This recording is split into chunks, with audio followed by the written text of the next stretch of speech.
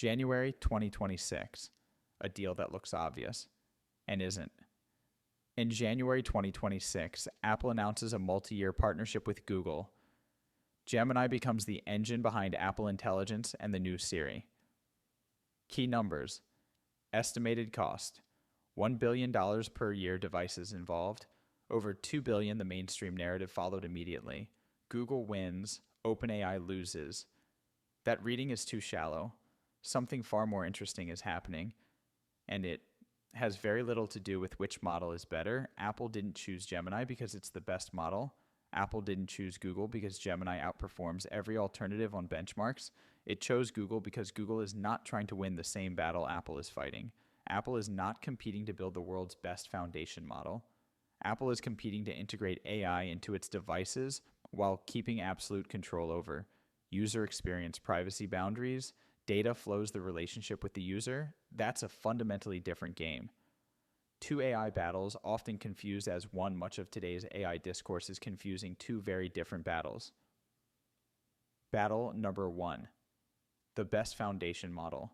This is where companies like OpenAI, Anthropic, Google, Meta, and others compete. Goal, build the most capable, general, scalable model. Metrics, benchmarks, developer adoption, brand recognition. This race is capital intensive, GPU hungry, and brutally competitive. Battle number two, AI inside products under ecosystem control. This is where Apple, Microsoft, and Samsung play.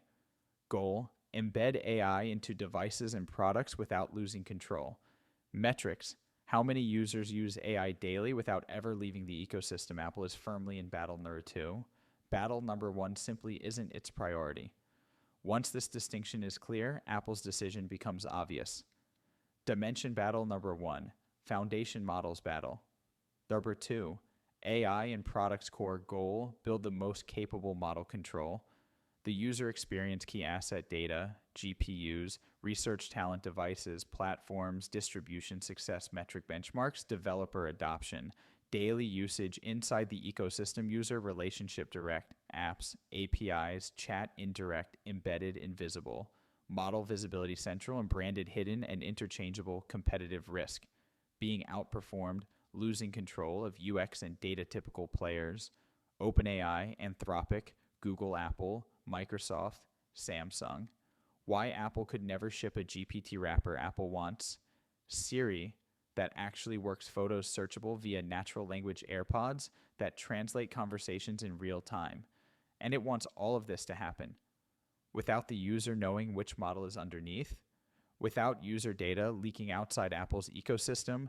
A simple AI wrapper around external APIs would mean data leaving the device, UX partially controlled by a third-party dependency on external latency and uptime, no real control over how user data improves the model. That is strategically unacceptable for Apple. Apple tried building its own models and stopped, not because it couldn't, but because it isn't Apple's business. Apple doesn't have Google's training data scale, Microsoft's AI infrastructure, OpenAI's AI-first organizational culture.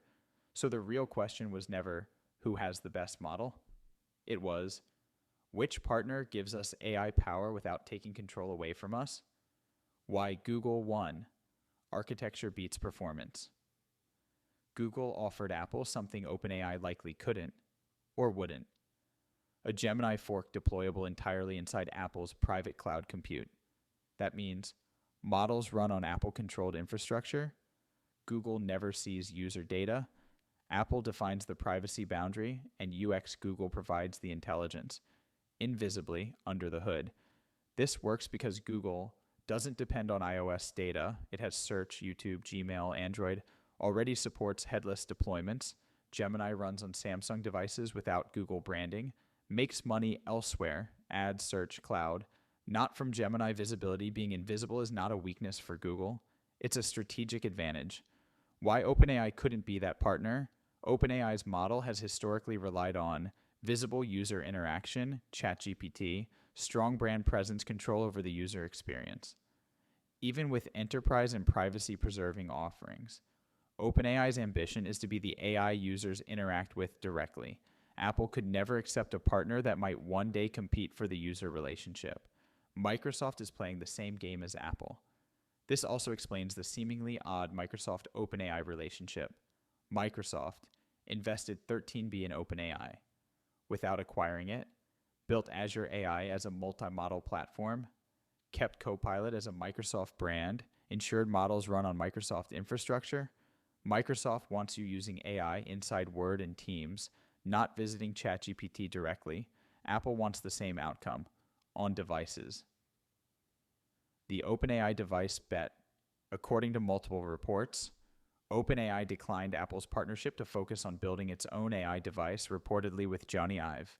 If true, it's the boldest and riskiest bet in the AI industry.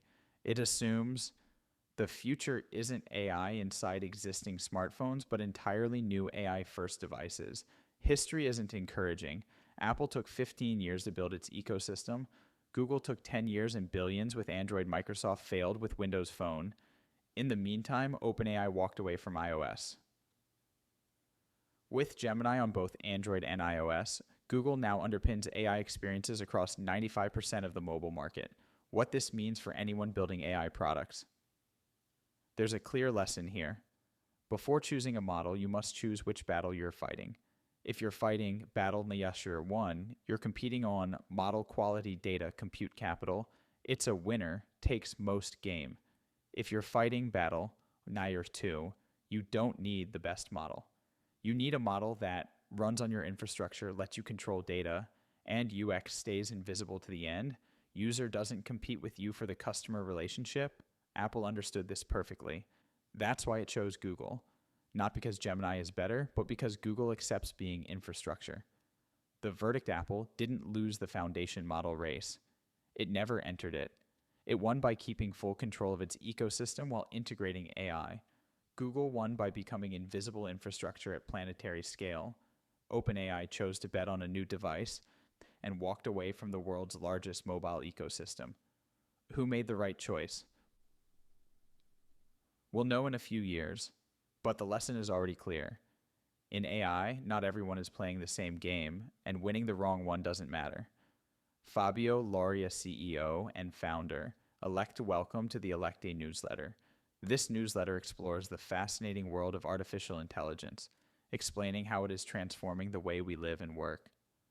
We share engaging stories and surprising discoveries about AI, from the most creative applications to new emerging tools, right up to the impact these changes have on our daily lives. You don't need to be a tech expert. Through clear language and concrete examples, we transform complex concepts into compelling stories. Whether you're interested in the latest AI discoveries, the most surprising innovations, or simply want to stay up to date on technology trends, this newsletter will guide you through the wonders of artificial intelligence. It's like having a curious and passionate guide who takes you on a weekly journey to discover the most interesting and unexpected developments in the world of AI, told in an engaging and accessible way. Subscribe now to access the complete newsletter archive. Join a community of curious minds and explorers of the future. Subscribe now.